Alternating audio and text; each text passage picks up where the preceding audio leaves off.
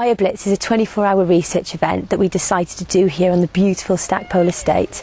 It's owned and maintained by the National Trust, and it's just a fantastic place to do a lot of research. We've got lots of different types of habitats and environments here. So we did all the marine stuff down at Stackpole Quay, so we did sei netting, we did a rocky shore study, and we also had sea sitch divers as well, recording all the different marine creatures that they've found. We'll put them all together and then we'll show everybody what we've caught.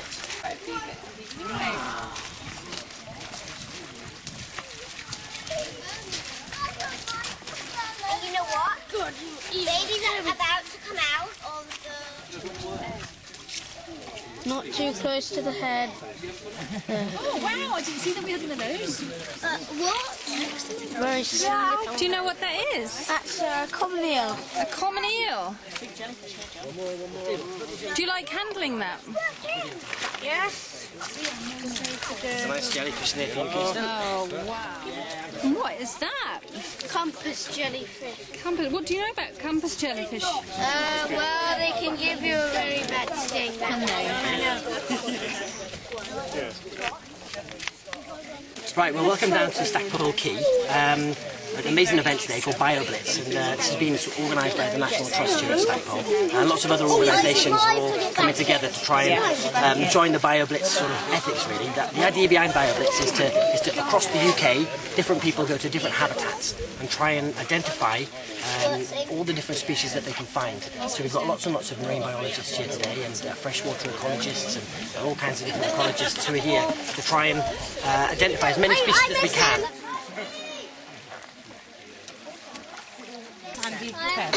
Whoa.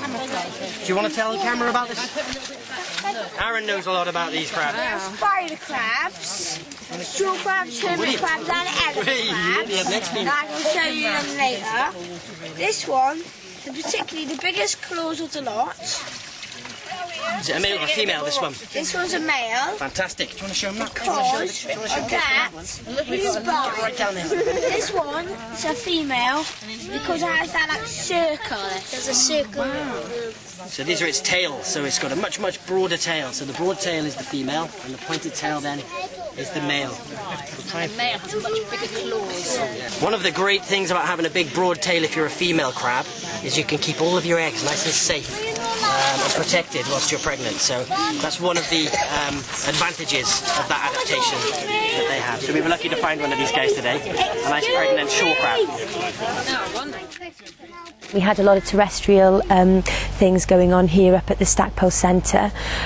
So we did mammal studies, bats, moths, dragonflies, butterflies, lots of other different things, and it just was the most amazing weekend with beautiful weather, so we were very lucky. Dragonflies are really weird creatures in that they are insects, but they're in a very small group of insects, and in Britain I don't think we have more than somewhere between 40 and 50 species. The damselflies, which are known as demoiselles, I've just mentioned. Then you've got these big long-bodied ones, and we all saw the biggest and best of those this morning. That is the emperor, and that's number 12 on your list, okay?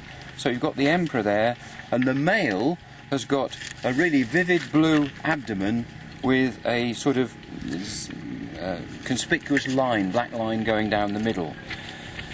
Although it's our biggest and bulkiest dragonfly, it isn't in fact our longest. And we might see the one that's just to the left of it, number 11, which is the golden ringed dragonfly. It is not going to harm it if you just hold it by its wings like that. As I say, with this one, it is teneral, it's only just hatched out, and it's a bit delicate. But if you get them to settle on your finger like that, that's going to need a little bit of time to harden off its outer skeleton.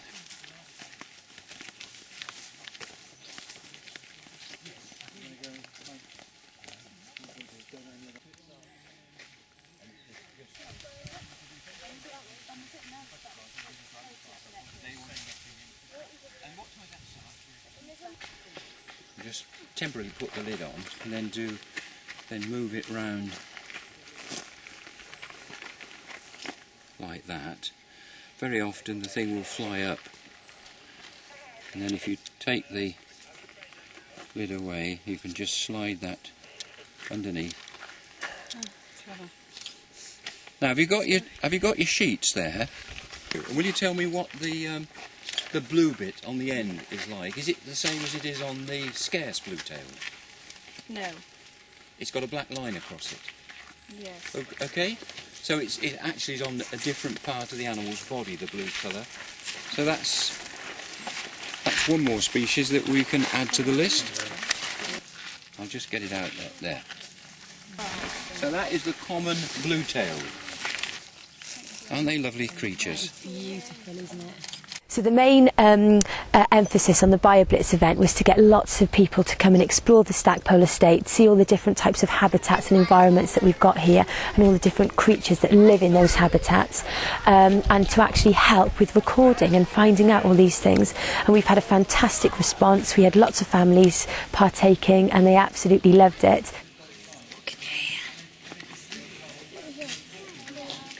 What can you hear? You hear them fluttering, and one just went straight over. It just flew over, did it? Yeah.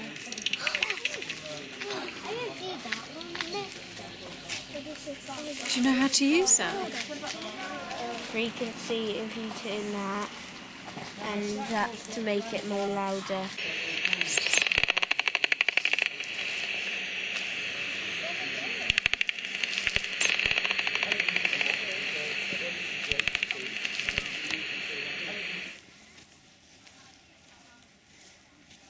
These are greater horseshoe bats. This is the largest colony in Wales, and it's the second largest colony in Britain of this particular species that breeds here.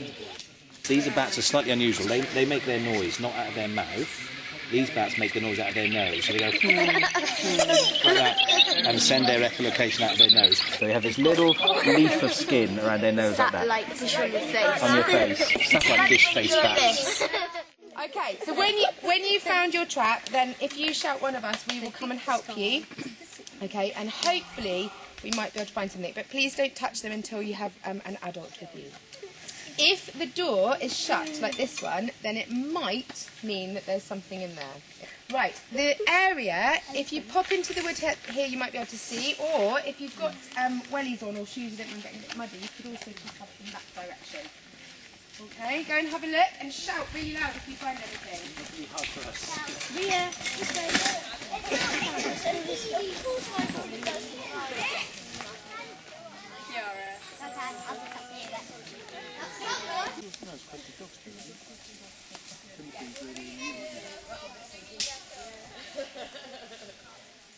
There's something in there. Right, everyone take a little step back for me, please. We've got something. Something's in here. We've got some rain. Oh yeah, it's got a tail, it's furry. It's a mammoth.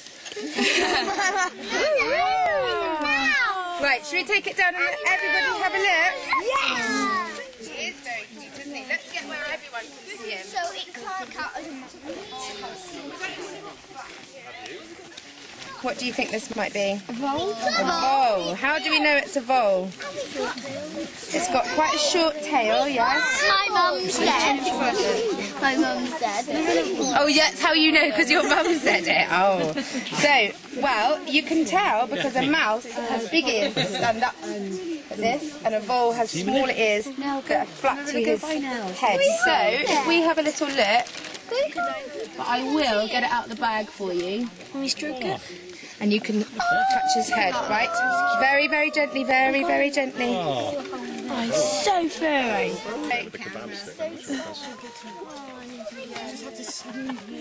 What should we call this vole? Tom the Vole. That's a nice name.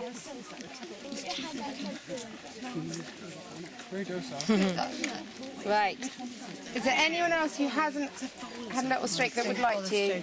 I haven't had a little. No, I said no to you. Say goodbye, Tom. I want to say goodbye.